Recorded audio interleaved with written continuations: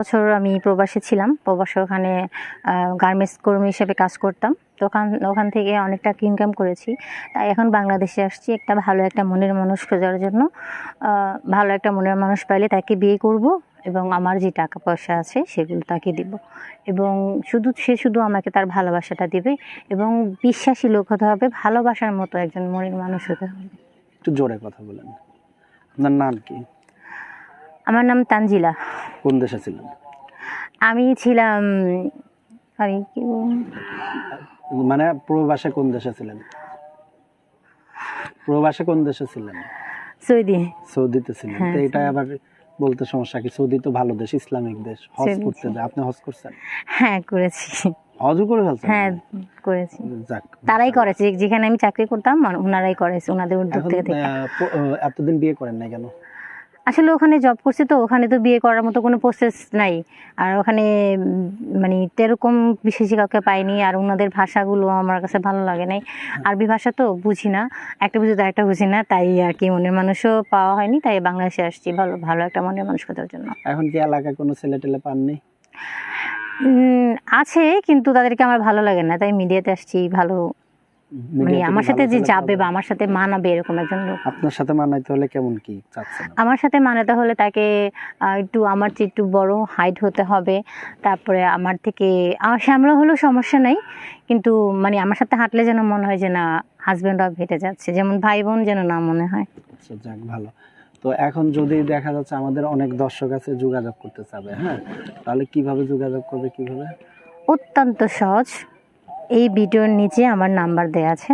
আমার নাম্বারে imo WhatsApp দুইটাই আছে। ওখানে নক করলেই আমাকে পেয়ে যাবেন। আমি আপনাদের জন্য অপেক্ষা করব। আচ্ছা, তো এখন দেখা যাচ্ছে কি যে আপনার এলাকার কোনো মানুষ পান নাই দেশে এসে বিয়ে করার জন্য? কারণ যেহেতু আপনি বিদেশ ছিলেন, টাকা পয়সা তো ভালোই কামাইছেন। আসলে কি, আমি যখন বাইরে ছিলাম, দেশে অনেকেই আমাকে বিয়ের অফার দিচ্ছে, বিয়ে করতে চাচ্ছে, কিন্তু আমার টাকার জন্য আমাকে বিয়ে করতে চাচ্ছে বা আমার টাকা পয়সা আছে সেই জন্য বিয়ে করতে চাচ্ছে।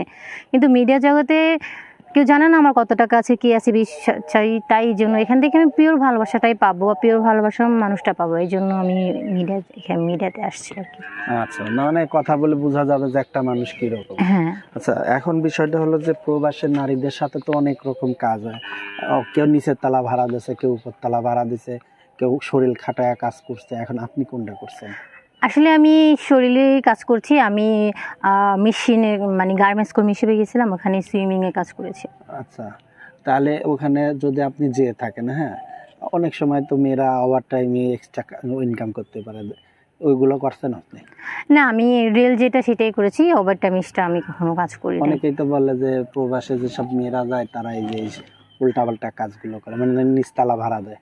আসলে এটা সম্পূর্ণ নিজের কাছে, নিজের ব্যাপার, নিজের ব্যক্তিগত ব্যাপার। আমি যদি চাই সেক্ষেত্রে নিচের তলা উপর তলা সব তলে ভাড়া দেবো। আমি যদি না চাই কোনো তালে ভাড়া দেওয়া সম্ভব না। সেটা নিজের উপর ডিপেন্ড করে, নিজের জিনিস নিজের উপর ডিপেন্ড করে। না, তারপরে তো অনেক সময় আমরা শুনি দেখি যে এরকম অনেক মেয়ে দেখা যায়। হ্যাঁ, আছে, হয় না যেরকম না হয়, কিন্তু আমার ক্ষেত্রে এটা হয় নাই।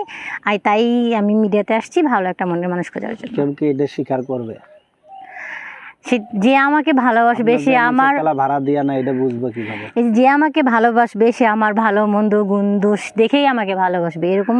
এই জন্যই তো আমি এখানে আসছি, যে আমার ভালো মন্দ দেখে আমাকে দেখে আসবে। সে আমার টাকা দেখে নয়, সে আমার চারিত্রিক দিক দেখে নয়।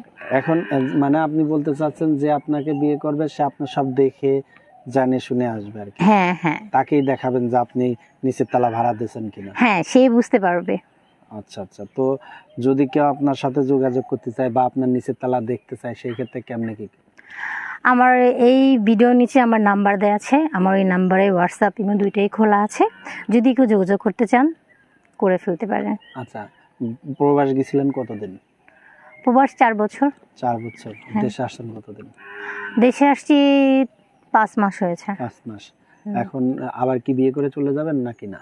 না, বিয়ে করে চলে যাব না। বিয়ে করে স্বামীর সাথে সংসার করব। ছোট্ট একটা সংসার হবে, ছেলে হবে, মেয়ে হবে। সংসার কাটা? হ্যাঁ, সংসার ধর্ম পালন করতে চাচ্ছি আর কি, তাকে নিয়ে। যাক ভালো। তো এখন যদি আমাদের কোনো দর্শক যোগাযোগ করতে চায়, কিভাবে যোগাযোগ করবে? এই ভিডিওর নিচে নাম্বার দেওয়া আছে, ওই নাম্বারে যোগাযোগ করলেই হবে। ওই নাম্বারে হোয়াটসঅ্যাপ ইমো দুইটাই খোলা আছে। আচ্ছা, আপনি গেছিলেন কিভাবে? আমি গেছিলাম এক আন্টির মাধ্যমে। আন্টি ওখানে জব করতো, ওই আন্টি ওখানে লোক প্রয়োজন ছিল, তার মাধ্যমে আমি গিয়েছিলাম। মানে বিষয়টা একটু ক্লিয়ার করেন তো। মানে আমি এখানে একটু ক্রাইসিসে পড়ে গেছিলাম, টাকার সমস্যা ছিল। তো ওই আন্টিকে আমি বলছিলাম যে আন্টি আমার এরকম এরকম, আমার তো অনেক টাকা প্রয়োজন, কি করব? আন্টি বললো যে ঠিক আছে চল, আমার একটা ওয়ে জানা আছে, তুমি যদি যেতে পারো। তখন আন্টি আমাকে বললো যে তুমি যদি বাইরে যেতে চাও বাইরে যেতে পারো, ওখানে ভালো কাজের ব্যবস্থা আছে। তারপরে আন্টি বললো, আন্টি সব কিছু প্রসেসিং করলো, পাসপোর্ট টাসপোর্ট সব আন্টি করলো, পর আন্টি আমাকে নিয়ে গেছে। আচ্ছা ঠিক আছে, ভালো থাকেন।